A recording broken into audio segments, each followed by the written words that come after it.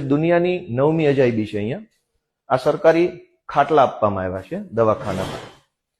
આ ખાટલો છે, એની ઉપર આ ગાદલું છે. હવે આ ગાદલું છે, હવે અહીંયા આવો નજીક, અહીં બતાવો. અહીંયા ટચ થઈ ગયું ગાદલું. દૂરથી બતાવો ને મારા વાલા, દૂરથી બતાવો જરાક. અહીં ટચ થઈ ગયું. આ બાજુ આ ગાદલાની 1.5 ફૂટ લંબાઈ ઘટે છે. હવે આ ગાદલામાં દર્દીને આટલી જગ્યાનું ગાદલું ખાલી આપવાનું કોઈ ડોક્ટર જ કહી શકે કે આ જગ્યા ખાલી કેમ.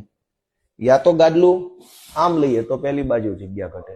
આ ગાદલા પર પાથરવાનું કઈ છે નહીં, ઓશિકા નથી, કોઈ પડદા નથી.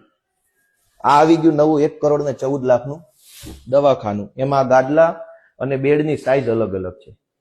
હવે તમે સમજો કે આ ગાદલું પણ હાથ અડાડો તો ખબર પડે કે બકવાસ ગાદલું છે. આ 1 કરોડ ને 14 લાખનો ભ્રષ્ટાચાર છે. અહીંથી બતાવો. આ નીચેથી જગ્યા ખાલી છે, ઉપરથી આ નીચેથી ખાલી જગ્યા છે. હવે આ દરવાજો મેં ખોલ્યો, અહીં તો ખેતરો છે. આ ફિમેલ વોર્ડ છે, મહિલા વોર્ડ છે. ધારો કે રાત્રે દરવાજો બંધ કર્યો આમ, અને નીચેથી સાપ આવ્યો અને મહિલા દર્દીને કરડી જાય તો જવાબદારી કોની? ભાજપના નેતાની, સરકારી માણસોની, કે ઓલા બોર્ડમાં જે ભાજપના નેતાના નામ લખ્યા છે. હવે આટલું 1 કરોડ 14 લાખના દવાખાનામાં આ જગ્યા નીચે છે.